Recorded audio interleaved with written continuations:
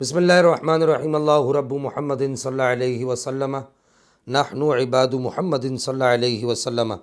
لی خمسۃ نطفی بہا حر الوباء الحاطمہ المصطفیٰ والمرتضیٰ وابناہما والسیدہ۔ اس وقت جہاں فتنے کا دورہ ہے اور وہ خانقاہیں اور وہ آستانے جو رشد و ہدایت کا مرکز ہوا کرتی تھیں، ان خانقاہوں میں سے بعض خانقاہوں میں کہیں پر خارجیت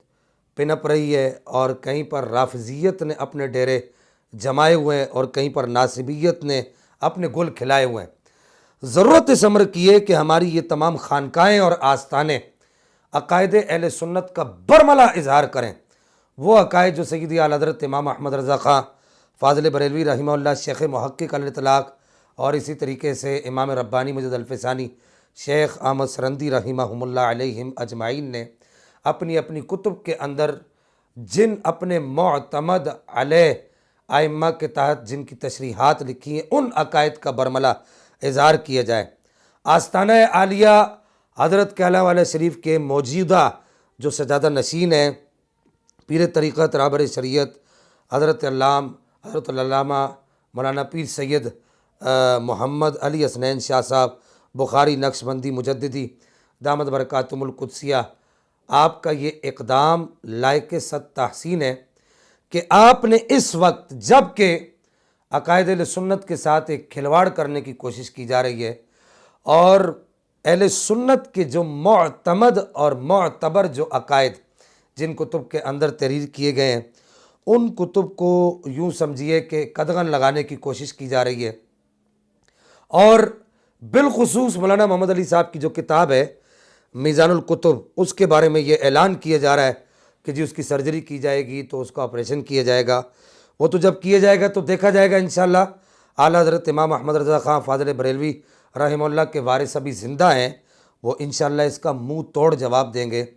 ہم خراج تحسین پیش کرتے ہیں موجودہ سجادہ نشین صاحب حضرت پیر طریقت رہبر شریعت پیر السید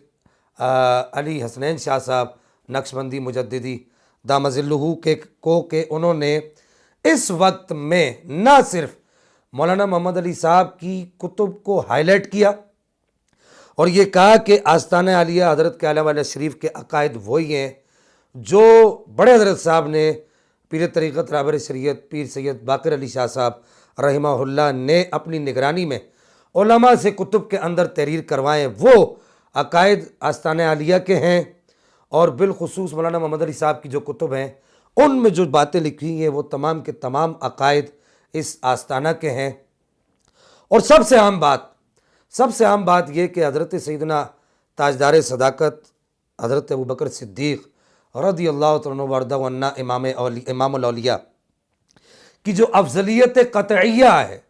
جو قطعی ہے، اجماعی ہے اور تواتر معنوی سے ثابت ہے، اس کا برملا اظہار کیا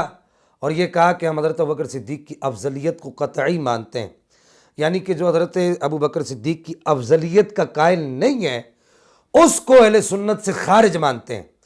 اور یوں ہی اہل بیت اطہار کی ذوات مقدسہ پر یا صحابہ کرام رضوان اللہ تعالی علیہم اجمعین کی ذوات مقدسہ پر چاہے اشارتاً چاہے کنایتاً کوئی بھی جو ہے وہ قدغن لگائے گا۔ آپ نے برملا یہ اعلان کیا اپنے اعلامیہ میں، اس بات کا اظہار کیا کہ اس کا اہل سنت سے اور بالخصوص اس آستانے سے کوئی بھی تعلق نہیں ہوگا۔ اور حضرت صاحب کی جو وصیت ہے بڑے حضرت صاحب کی پیر سید باقر علی شاہ صاحب رحمہ اللہ کی، کہ آپ نے فرمایا کہ ان عقائد سے جو سر منہ بھی انحراف کرے گا اس کے تمام روحانی جو سلسلے ہیں اس مقدس آستانے کے ساتھ وہ سب ختم ہو جائیں گے، اس کو یہاں سے کوئی فیض نہیں ملے گا، چاہے وہ سجادہ نشین ہی اس آستانے کا کیوں نہ ہو۔ یہ بہت بڑی بات ہوتی ہے، اور بہت سارے لوگوں کے تو معاملات چلے گئے، اس اعلان سے پہلے ہی چلے گئے تھے، چونکہ حضرت صاحب نے باقاعدہ اپنی وصیت اسٹامپ پیپر کے اوپر یہ لکھوائی تھی کہ اگر ان عقائد سے کوئی سر منہ بھی انحراف کرے گا اسے یہاں سے کوئی بھی فیض نہیں ملے گا، اس کی خلافت اور اس کے تمام معاملات یہاں سے سلب ہو جائیں گے۔ بار دیگر میں تمام علماء اہل سنت کی جانب سے اور اپنی جانب سے اس بات کا اظہار کروں گا کہ حضرت صاحب نے جو یہ بات کہی تھی کہ ایک وقت ایسا آئے گا، حالات بدلیں گے اور لوگ عقیدوں سے کھلواڑ کرنے کی کوشش کریں گے، اہل سنت کے عقیدے سے کھلواڑ کرنے کی کوشش کی جائے گی۔ حضرت صاحب نے اسی وقت برملا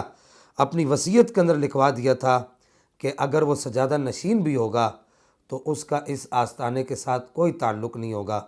اللہ جل مجد الکریم موجودہ سجادہ نشین صاحب پیر السید علی حسنین شاہ صاحب نقشبندی مجددی دامہ ظلہ کو عمر خضری عطا فرمائے، اور آپ کے تمام مریدین، متعلقین، متوسلین کو ان کے دست و بازو بننے کی توفیق عطا فرمائے۔